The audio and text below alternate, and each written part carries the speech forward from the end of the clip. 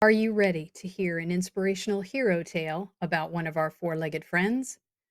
My name is Kim, and this is Harry Hero Tales.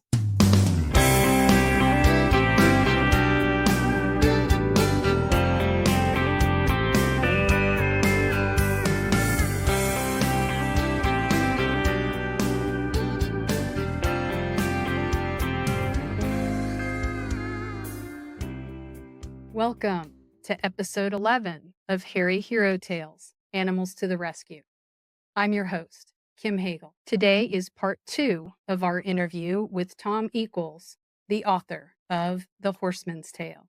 The Horseman's Tale is available for pre-order on Amazon or Kindle and officially releases on October 1st, 2024. For more information, please visit the website www.thehorsemanstale.com. Now get ready for a continuation of our interview with Tom Equels, starting now. All right, so there are some characters in the book, one in particular that I wanted to ask you about because I'm dying to know. He's one of my favorites, if not my favorite, in the book beyond the main character. Is he a real person or inspired by a real person? And that is Izzy. Yes. Well, Izzy is inspired by real people, not particular persons. He's an amalgamation of a couple of people who've not only been friends, but mentors and people that I've loved and respected, especially with regard to my horsemanship activities over a very long period of time. He was one of my favorites, and I found him to be so. For our audience, when you read the book, you'll learn about Izzy. Izzy is a jockey, a very successful jockey that the main character, Jake's family, takes in. There's some backstory there as well that you will enjoy. Izzy is young, but Jake obviously is several years younger than him. So he's almost as an older brother. Jake is dealing with issues, whether it be at school and or parents, and then what is happening in the Deep South at that time. And Izzy is in a sounding board, sage advice, and funny. I mean, there's elements of their interaction that again was an exploration and something I didn't see coming, but I thoroughly enjoyed. And I was hoping to find out a little more about the inspiration for the character Izzy. But there are some friends of mine over the years that helped me create that character, and the horsemanship is something that is learned. It doesn't come naturally. And what I know about horses in the course of my life, I learned from my parents. I learned from friends that helped teach me. And in those relationships, like my relationships with many of these horses, have been very close relationships. If I may, you mentioned the segregation issue. People sometimes forget what it was like in the 1950s and 60s in Florida. Anyway, that's the only place where I had any experience. And I remember when the schools were desegregated, all the violence that took place. I was in high school and just starting high school, and there were fights, and it was horrible. And the Ku Klux Klan and that activity. But back then, and this is in the course of my lifetime, anybody that was of color was a second-class citizen. There was strict segregation. The story about the library and how we would go to the library with Izzy, they would have all the same books, but there was a colored entrance and a white entrance. So you had to go in different doors to get to the books. And then the reading rooms were separate. Now, we have to remember, we've made a lot of progress over a 50-year period. And that progress has been hard won, but it's made a difference. Florida today, you look at Orlando today and what it was like in 1950, you couldn't even tell that it's the same place.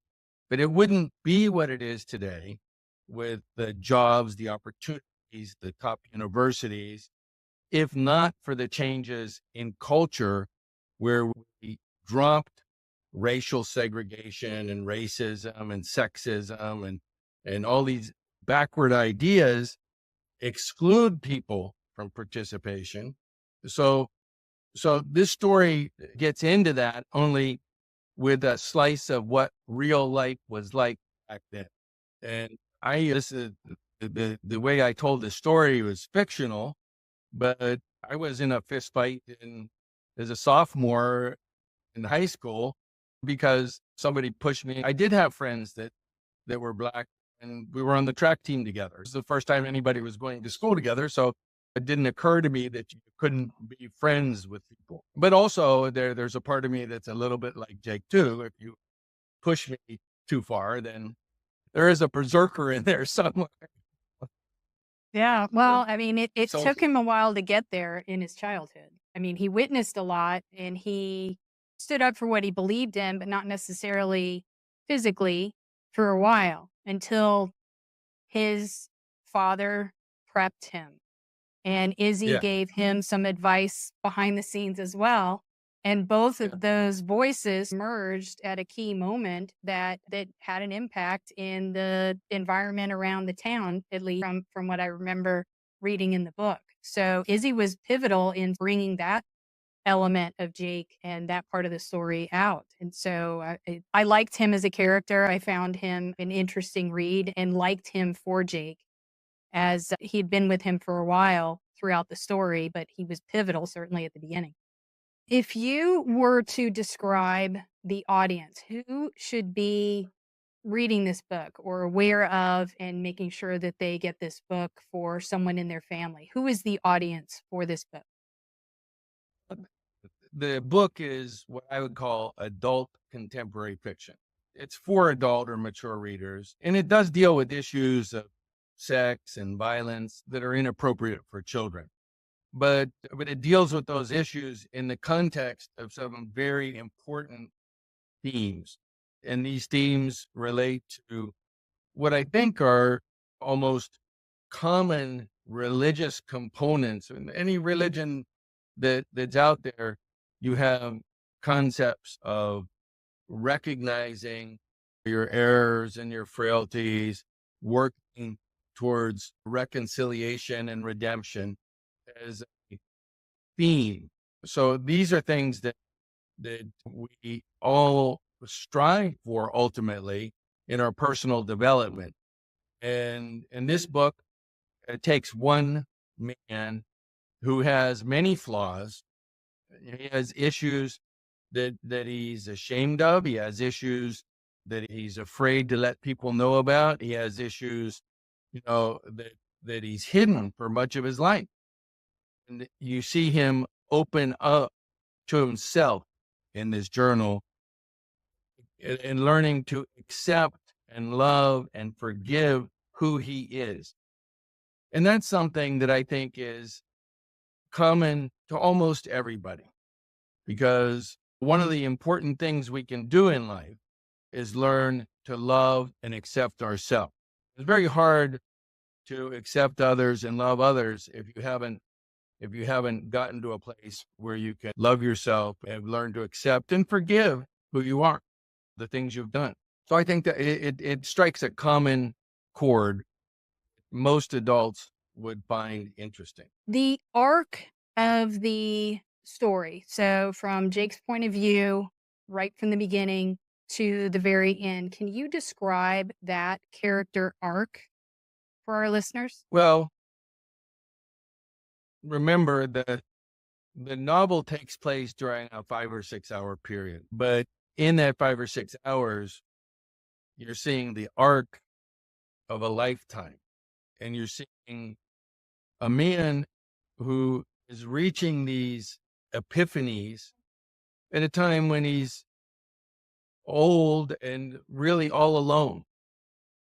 So, so this is a story where the journey begins and ends in self-discovery that really only takes place when we're able to be alone with ourselves, able to achieve that inspiration of the soul that allows us to start to see what we can be. So, in writing the book, what did you learn about yourself?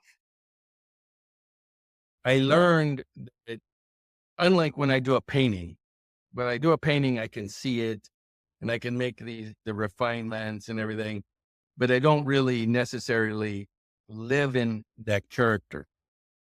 But I had the experience when I wrote this book of, and I know the life that I've lived and everything, but it was like having the opportunity to live another life, to get into the skin of this character. And there's a part of me that feels like I've been Jake Montgomery.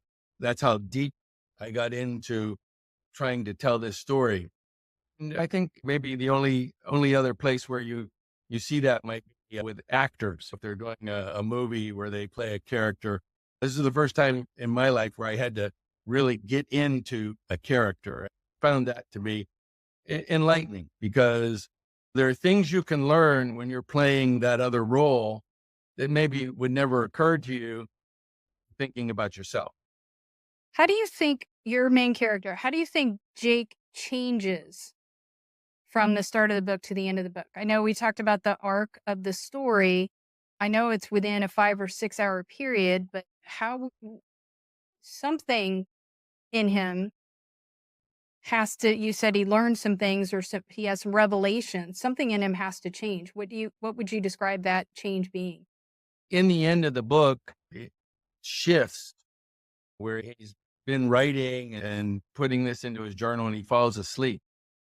He wakes up and things happen in real time now, not as a part of the journal, where he has an epiphany about who he is and what his place is in life and how his true nature, that what he sees now was very simple. And it is a horseman and it somehow had gotten lost in this volatile spectrum of personality that he's lived through for the prior 72, 74 years. So that epiphany is what wraps this book up. And it's probably talking about a place where all of us want to be, to understand why we're here. What is my true nature? What is my purpose? And when that comes to us, we probably find it's a much simpler version than anything we ever imagined.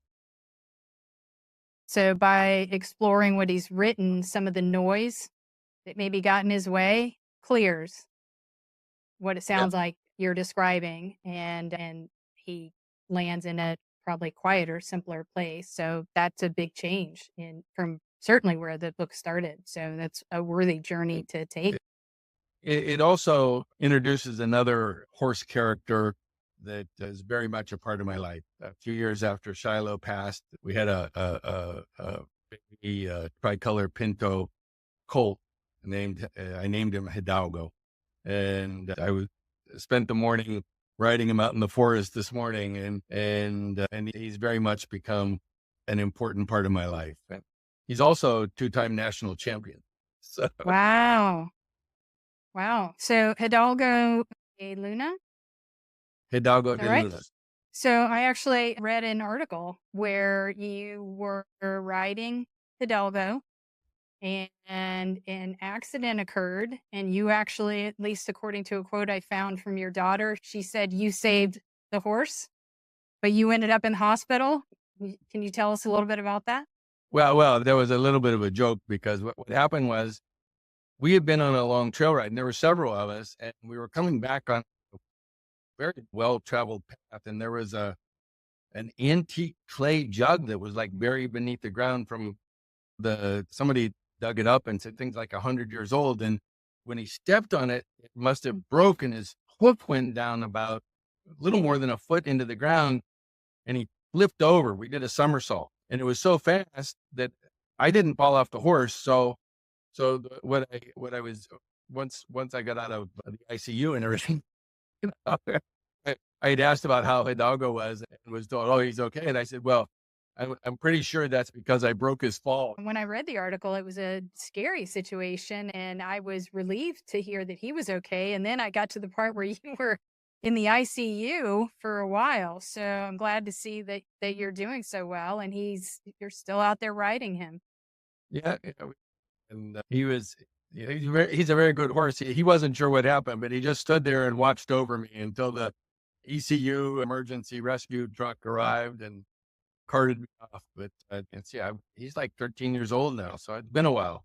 Wow. Yeah, because in the book, I won't give away how the main character got him, but the main character got him, and he was still a colt. He was little. Yeah. So this is a now 13-year-old.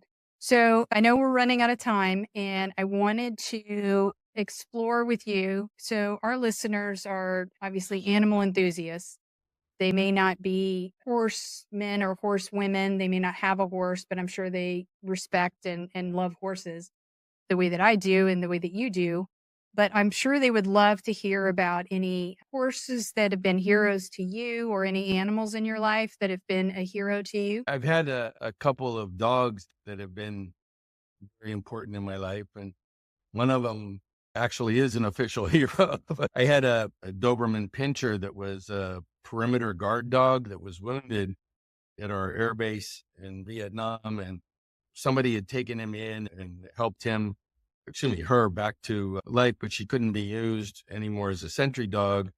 And then we were only stationed there for 1 year at a time. So when this guy left, he was looking for somebody to take care of the dog. So I took the dog in, and she was probably the first time I'd ever had an extremely well-trained, highly intelligent dog. And so I depended on her. I always slept soundly when she was with me, because that was about as good of a guard dog as you could get. But also I started, that was when I started to learn that there's a relationship that you can have with an animal that is not just a one-way street, or the human is superior, the animal is inferior.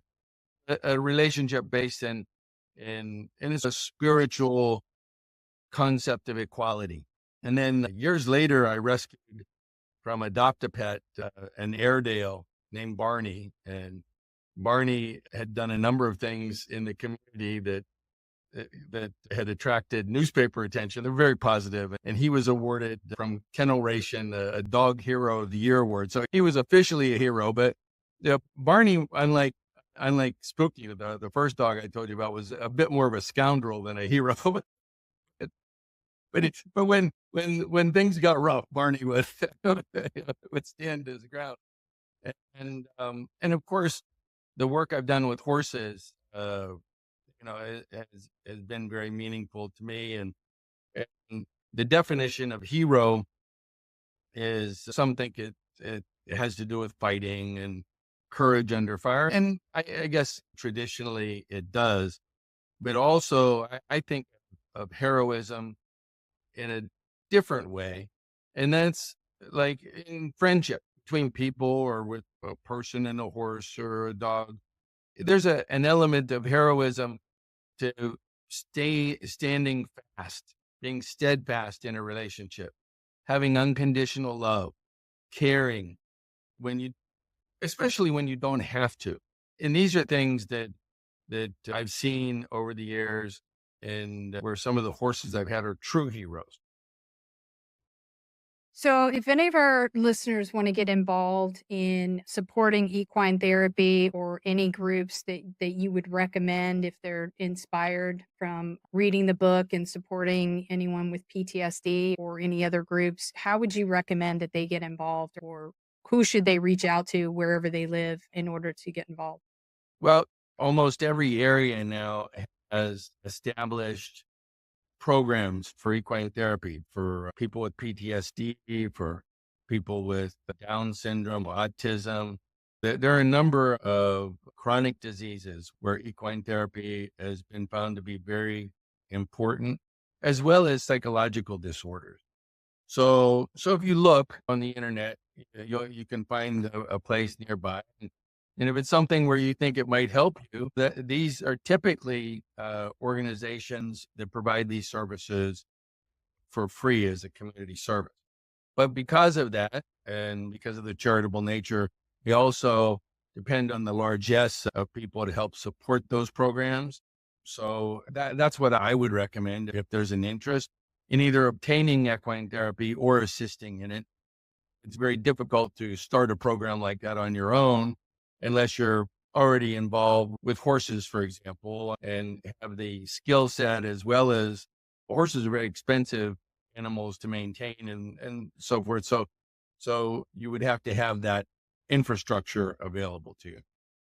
Can you tell us about your background as a Vietnam veteran and how it has influenced your work? Well, when the Vietnam War was going on, I enlisted and enrolled in a flight training program. I, I did that out of an idea of patriotism and a commitment that I still have a firm belief in, that we have a duty to serve our country and our constitution and our way of life.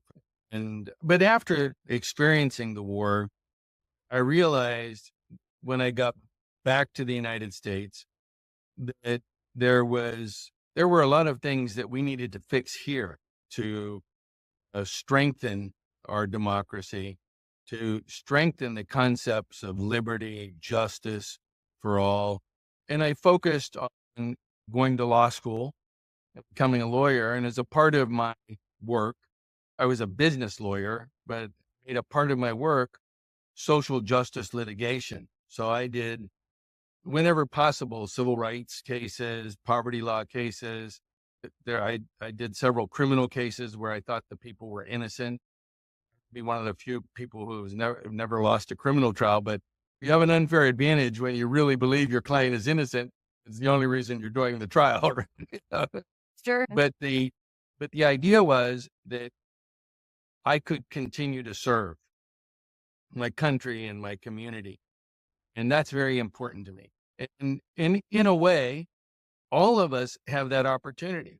For example, my church here near the farm, we have a, a food kitchen with an open pavilion, and every day we serve a full meal for anybody who wants it. No questions asked. You can drive up in a Rolls Royce and go in there and get a free lunch. But really it's there because we have hungry people in our community.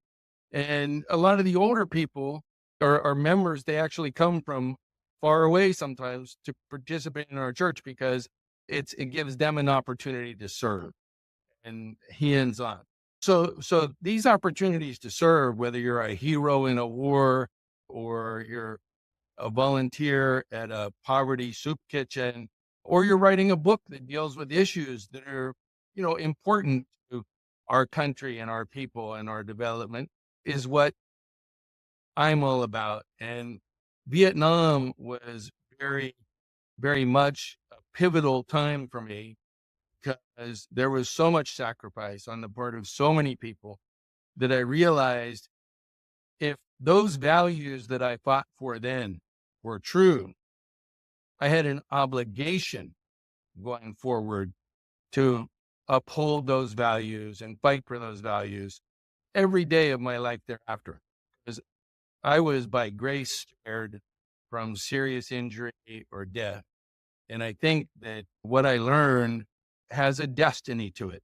And so that's what I'm trying to do here is fulfill that destiny, fulfill what I believe can be my gift back to the people of this country. Wow. Amazing. I mean, your life and your contributions and the various paths that you took that and the achievements that you made on each of those paths are extraordinary and very inspirational. And hopefully our audience learns more about you and certainly reads the book, The Horseman's Tale, which is available, as I said at the beginning. It's available for pre-order now on Amazon or to download on Kindle, and it's officially launching on October 1st. And thank you again, Sir Tom. I have to say it because it's very special. You are Tom. Thank you for telling me I could call you that, but I have to end it with Sir Tom Equels, the author of The Horseman's Tale. Well, thank you very much. On behalf of Harry Hero Tales, Animals to the Rescue, I sincerely thank our guest. Tom Equels, for his time with us today. If you're interested in more information about the book, you can visit the website, thehorsemanstale.com, or visit Amazon, where you'll find information about the book and its availability. You can certainly pre-order it today. So while this only touches the surface of this amazing hairy hero, we have to leave it there for this episode. If you know of a great hairy hero tale and would like to hear it on this podcast, email us at hairyherotales@gmail.com. For more information on this program, visit our website, www.hairyherotales.com. Now remember, that's TAILS.com. And be sure to follow us on Facebook, Instagram, and wherever you get your podcasts. This is a Southpaw Productions podcast, edited, produced, and hosted by me, Kim Hagel. Opening and closing music is provided by Mary Selvage. Be sure to follow her on Instagram at Selvage613 for her live show schedule, and check out her complete catalog of music available on Spotify, Apple Music, and more. And remember, there are hairy, four-legged heroes all around us. Who knows? You might even adopt one. I've adopted many little heroes from some amazing animal rescue organizations, and I've featured two on my website: the All-American Dachshund Rescue and the French Bulldog Rescue Network. If you are looking to rescue your next hero or would like to help with transport or financial support, I highly recommend both of these organizations. Neither are affiliated with this program in any way, but they both have my sincere gratitude and support. Thank you to all of the heroes of the world, and a special shout out for hairy heroes everywhere.